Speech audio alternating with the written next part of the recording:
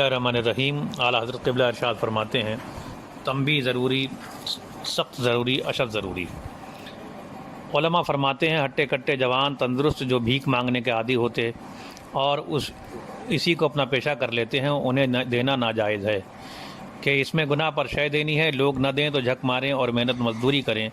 بھائیوں، جب اس میں گناہ کی امداد ہے تو اس میں تو کفر کی مدد ہے، ولیعاذ باللہ تعالی۔ قرآن عظیم کی نص قطعی نے ایسی جگہ سے فوراً ہٹ جانا فرض کر دیا اور وہاں ٹھہرنا فقط حرام ہی نہ فرمایا بلکہ سنو تو کیا ارشاد کیا۔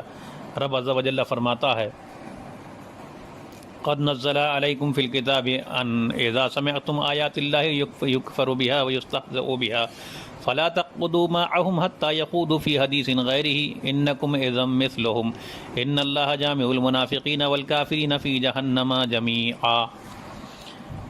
یعنی بے شک اللہ تم پر قرآن میں اتار چکا کہ جب تم سنو کہ خدا کی آیتوں سے انکار ہوتا اور ان کی ہنسی کی جاتی ہے تو ان لوگوں کے پاس نہ بیٹھو جب تک وہ اور باتوں میں مشغول نہ ہو، اور تم نے نہ مانا اور جس وقت وہ آیت اللہ پر اعتراض کر رہے ہیں وہاں بیٹھے تو جب تو تم بھی انہی جیسے ہو، بے شک اللہ تعالیٰ منافقوں اور کافروں سب کو جہنم میں اکٹھا کرے گا۔ حرام تو ہر گناہ ہے، یہاں تو اللہ واحد القہار یہ فرما رہا ہے کہ وہاں ٹھہرے تو تم بھی انہی جیسے ہو۔ مسلمانوں کے قرآن عظیم کی یہ آیات تم نے منسوخ کر دیں یا اللہ عز و جل کی اس سخت وعید کو سچا نہ سمجھے یا کافروں جیسا ہونا قبول کر لیا، اور جب کچھ نہیں تو ان جھمگٹوں کے کیا معنی ہے جو آریوں پادریوں کے لیکچروں نداؤں پر ہوتے ہیں؟ ان جلسوں میں شرکت کیوں ہے جو خدا و رسول و قرآن پر اعتراضوں کے لیے جاتے ہیں؟ بھائیوں، میں نہیں کہتا، قرآن فرماتا ہے کہ انکم اذم مثلہم۔ ان لیکچروں جھمگٹوں والے جلسوں میں شرکت والے سب انہی کافروں کے مثل ہیں۔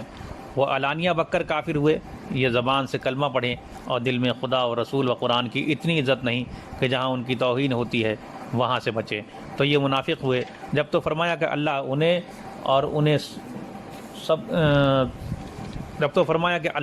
انہیں سب کو جہنم میں اکٹھا کرے گا۔ اب یہاں تم لیکچر دو اور تم سنو، ذق انکا انت العزیز الکریم۔ الہی اسلامی کلمہ پڑھنے والوں کی آنکھیں کھول، ولا حول ولا قوت الا باللہ العلی العظیم۔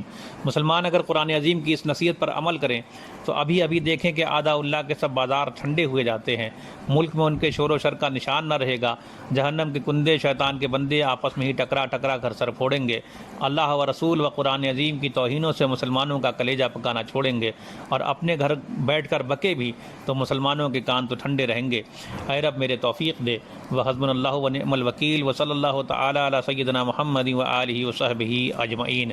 خیر، بات دور پہنچی اور بحمد اللہ تعالی بہت نافع و ضروری تھی۔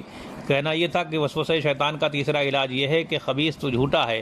امام ابو حازم کے اجلہ ائمہ تابعین سے ہیں، ان کے پاس ایک شخص آ کر شاکی ہوا کہ شیطان مجھے وسوسے میں ڈالتا ہے اور سب سے زیادہ سخت مجھ پر یہ گزرتا ہے کہ آ کر کہتا ہے کہ تو نے اپنی عورت کو طلاق دے دی۔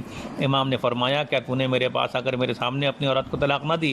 وہ گھبرا کر بولا، خدا کی قسم میں نے کبھی آپ کے پاس اسے طلاق نہ دی۔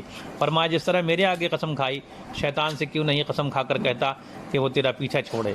اخرجہ ابو بکر ابن ابی داود فی کتاب الوسوسہ۔